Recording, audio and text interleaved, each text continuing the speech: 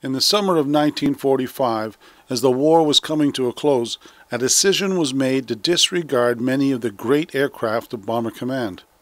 One such aircraft was the 4-engine Halifax bomber.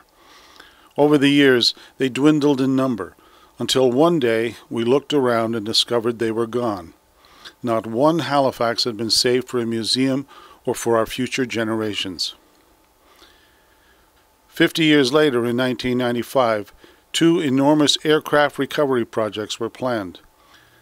As part of the story of Bomber Command, the recovery of a Halifax bomber from World War II to honor Canadian and Allied veterans became an obsession for senior Air Canada pilot Carl Kasgaard. After locating a rare bomber at the bottom of Lake Mjosa in Norway, Carl acted as project manager and worked together with the Halifax Aircraft Association to lift, recover, and rebuild a Halifax for the RCAF Museum in Trenton, Ontario. Down here, hardly any corrosion at all. So you can see where it's been in the mud. See, it's down in the mud? But it's good. Good preservation down there. See, look at this. Look at this fitting. Whoa, there's no corrosion at all. There's no corrosion on that. Those screws are like brand new. So oxygen available. Yeah, see the mud where there's no oxygen? The mud has preserved it. The successful world record recovery from Norway led Carl in 1997 to attempt a second aircraft salvage operation, this time in Harrodsburg, Belgium. A unique team was formed, including Scott Knox, who covered the recovery operation on the internet. Just verified the internet connection with Ottawa, and everything is there. The site is available to us, and now I'm going to check to make sure that our connection to Belgium is going to work, and this is just a test, but it seems to be working just fine. The story of Halifax 682 began on an early Saturday morning with the help of Baja, a Belgian aviation group. A bog located in the Belgian forest was drained and the heavy machinery moved in. Carl had been told the aircraft had been on a special mission and was shot down and crash-landed in the forest. Over the years, it had remained underwater.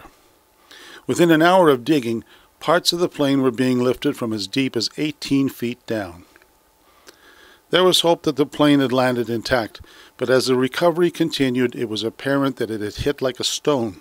All on board, 8 valiant men in total, had died. Jay, we got some stuff that's just come out of the ground. What do we got there? We've got the identification numbers of this Halifax, LW682.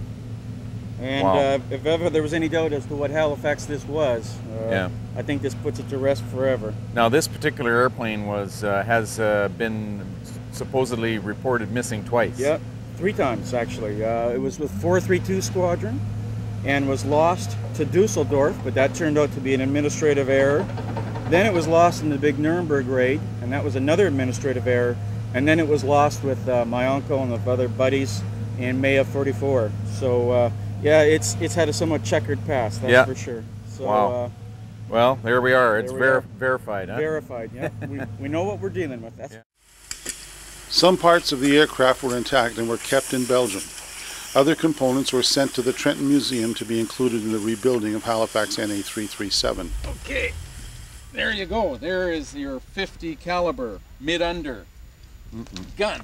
And man, I'll tell you, it's a heavy piece, but it's a real find. It's a real treasure. You can see the mounting mechanism here, but I'm just looking. I'm looking in the breech, and I can see the butt end of a 50 caliber shell here, right in the breech. So they were loaded for bear, and this is really something unusual to see this. I've read about it in all the history books, but I've never seen a mid-under gun installation before.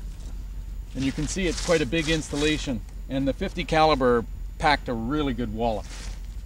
The remainder of Halifax LW682 was melted down into aluminium ingots and sent overseas, where they would be stored for a number of years at the Bomber Command Museum of Canada, located in Nanton, Alberta.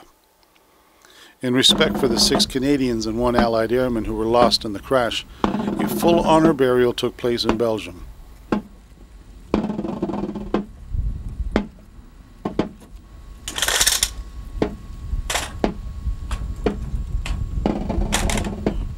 Present. Fire. Reload.